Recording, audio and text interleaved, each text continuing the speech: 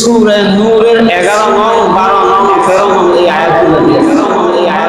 আয়াতগুলোর ভিতরে কি বলছেন আল্লাহ তাআলা গ্যারান্টি দিয়ে বলতেছেন ইন্নাল্লাযীনা জাa'উ বিল ইফকি আসরাতুম মিনকুম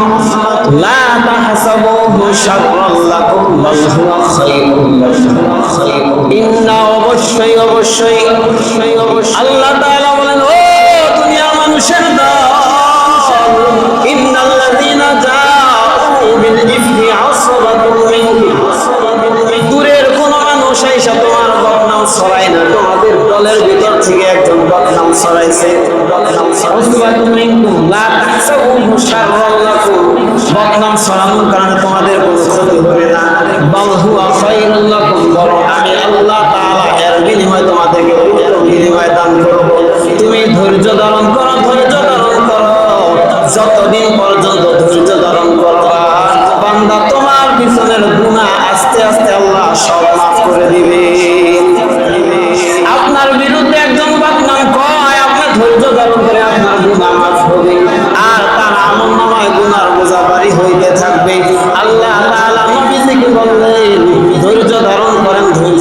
করেন আয়েশাকে বললেন ধৈর্য ধারণ করেন যারা মিথ্যা রটাইছে তাদের মুখ আমি আল্লাহ মুক্ত করে দিব ওয়াল্লাহু খায়রুল লাকুম লিকুল্লি ইমরিইন মিনহুম মাকতাসাবা মিনাল ইসমি যারা নবীর স্ত্রীদের বিরুদ্ধে অপবাদ দেয় মিথ্যা ছড়ায় গুনার কাজ করেছে ওয়াল্লাযীনা জাa'উ বিল ইফকি আসরাতুম মিনকুম লা তাহসাবুহু শাররান লাকুম বাল হুয়া খায়রুল লাকুম লিকুল্লি ইমরিইন মিনহুম মাকতাসাবা মিনাল ইসমি ওয়াল্লাযী তাওয়াল্লা কিবরাহু মিনহুম এবার আল্লাহ রাব্বুল আলামিন বলেন অনেকগুলো লোক এই মিথ্যাগুলোকে বিশ্বাস করেছে ওয়াল্লাযী তাওয়াল্লা কিবরাহু তাদের মধ্যে একজন বড় আছে লিডার আছে কিবরাহু মিনহুম ওই লিডারের কি শাস্তি জানো লাহুম আযাবুন আযীম যারা মিথ্যা ছড়াইছে যাদের মধ্যে একজন লিডার আছে ওই লিডারের শাস্তি হবে অত্যন্ত কঠিন কে সেই লিডার সেই লিডারের ব্যাপারে নবীজি পরবর্তীতে হাদিসের ভিতরে বর্ণনা করেছেন একজন বীর সাহাবী ছিল সাহাবী নামে আসলে দিন থেকে সাহাবী ছিল না দাড়িগুলো সাদা ছিল অনেক বয়স্ক ব্যক্তি ছিল ওই লোকটা নবীজির নামাজ আদায় করতেন নবীজির সাথে জিহাদের ময়দানে যাইতেন ওই লোকটা ছিল আসলে মুনাফিক ওই লোকটাকে কখন আল্লাহ চিনাইছেন ওই লোকটা কিছুদিন পরে ইন্তেকাল করেছেন ইন্তেকালের পর নবীজি যখন কবরের ভিতরে নবীজি নিজে তার জানাজা নবীজির জানাজার কত দাম নবীজি যদি কোনো ব্যক্তিকে জানাজা দেয় তার কোনো চিন্তা আসেনি নবীজি নিজে জানাজা দিচ্ছেন এরপরে কবরের ভিতরে নিজে তাকে নিজের হাত দিয়ে রাখছেন কারণ তিনি সাহাবাদের মধ্যে সবচাইতে বৃদ্ধ কবরের ভিতরে রাখার পর মাটি দিয়া নিজের হাত দিয়া নবীজি পরবর্তীতে যখন দোয়া করেছেন দোয়ার মধ্যে আল্লাহ জিবরাইলকে পাঠিয়ে দিয়েছেন ইন্নাল মুনাফিকিনা ফিদ দারকিল আসফালি মিনান নার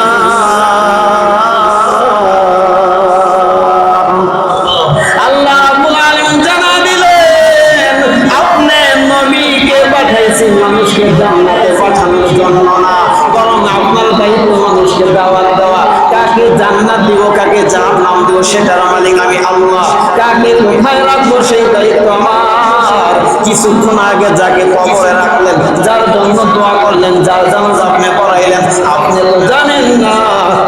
আমি আল্লাহ ঘোষণা দিলাম ওই ব্যক্তি মুনাফিক তার শাস্তি হলো জাহান্নাম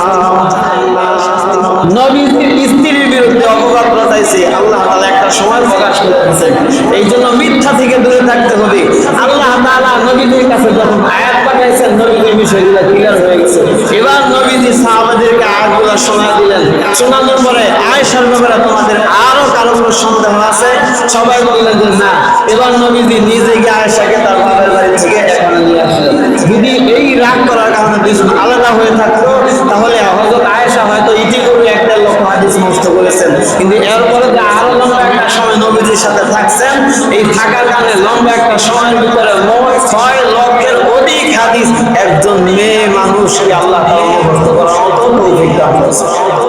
আর এক আয়েশার কারণে আজকে পৃথিবীতে যত মুসলমান মহিলা আছে যে কোনো সমস্যায় ওই সমস্যার সমাধান কি সব হযরত আয়েশা থেকে বর্ণিত হাদিস দিয়ে আল্লাহ সমাধান করে দিয়েছেন। একজন মহিলার বাচ্চা হলে সে অসুস্থ থাকে, সে 40 দিন পর্যন্ত আল্লাহ তাআলা নামাজ পাঠ করে দিয়েছেন। 40 দিন পরেও যদি সে অসুস্থ থাকে তাহলে তাকে অসুস্থতার ভিতরে নামাজগুলো পড়তে হবে। হযরত আয়েশা সমাধান দিয়ে গেছে। আর মাস শেষে যখন কোনো মহিলা অসুস্থ হয় তাহলে তাকে 3 দিন সর্বনিম্ন ছুটি দিয়ে দিয়েছেন। এই 3 দিন তার নামাজ পড়া লাগবে না। এই 3 দিনের নামাজ পরবর্তীতেও পড়া লাগবে না, শুধু রোজাগুলো পরবর্তীতে যে কোনো সময় 3টা রোজা রাখলেই চলবে। আর সর্বোচ্চ কয়দিন? সর্বোচ্চ 7 দিন থেকে 10 দিন। যদি 10 দিনের বেশিও থাকে তখন আয়েশা থেকে বর্ণিত এই মাসালা দিয়ে গেছেন, তখন অসুস্থ থাকলো ইবাদতে অসুস্থ থাকলো। যদি আয়েশা না থাকতো তাহলে পৃথিবীর মহিলার এই হাদিসগুলো পাইতো না। আর সবাই কিন্তু আমি তো অসুস্থ, আমার নামাজ পড়া নাই, একটানা সারা জীবন নামাজ রোজা ছাড়া ছিল। হযরত আয়েশার কারণে সারা দুনিয়ার সব মানুষের জীবনগুলো সহজ করে দিয়েছেন। আর অন্য যে বিবিগুলো আছে তাদের থেকে 2টা 1টা কোনো বিবি থেকে কোনো হাদিসই নেই, অথচ নবীর সাথে সংসার করতে একটা লম্বা সময় কোনো হাদিস নেই। কেন নাই? কারণ এক একজনের ব্রেন শক্তি এক এক রকম থাকে। হযরত আয়েশা ছিলেন একেবারে কম বয়সী এবং তিনি ছিলেন প্রখর মেধার অধিকারী, যেই কারণে সহজেই নবী থেকে হাদিসগুলো মুখস্থ করতে পারছেন আর মানুষদের কাছে এগুলো প্রচার করতে পারছেন। ফলে আল্লাহ রাব্বুল আলামিন পছন্দ করে আয়েশাকে এত বিশাল জ্ঞানের অধিকারী দান করছেন যে যখন মুনাফিকরা তার বিরুদ্ধে এরকম একটা মিথ্যা অপবাদ নবীজির বিবি থেকে আরেকজনের সাথে অপবাদ করেছে, তাও সাধারণ বিবি না, আয়েশার বিরুদ্ধে আল্লাহ তাআলা আসমান থেকে 3টা-4টা আয়াত লাগাতার নাযিল করে সারা দুনিয়ার মানুষদেরকে জানায় দিলেন যে এইভাবে যদি মানুষ মিথ্যা কথা বলে, কারা বলে সেটাও বলছেন, বললে কি শাস্তি হবে সেটাও বলছেন। এরপরে তাদের শাস্তির কথা বলার পরে বলছেন যে মিথ্যা কথা আল্লাহর শহীদ নয়, হযরত আয়েশা পূর্ণ পবিত্র। আল্লাহ রাব্বুল আলামিন আমাদের সবাইকে দুনিয়ার সমস্ত মিথ্যা থেকে আমাদের ঈমান আমল হেফাজত করে সহিহ সালামতে আমল করে জান্নাতের মালিক হওয়ার তৌফিক দান করুন।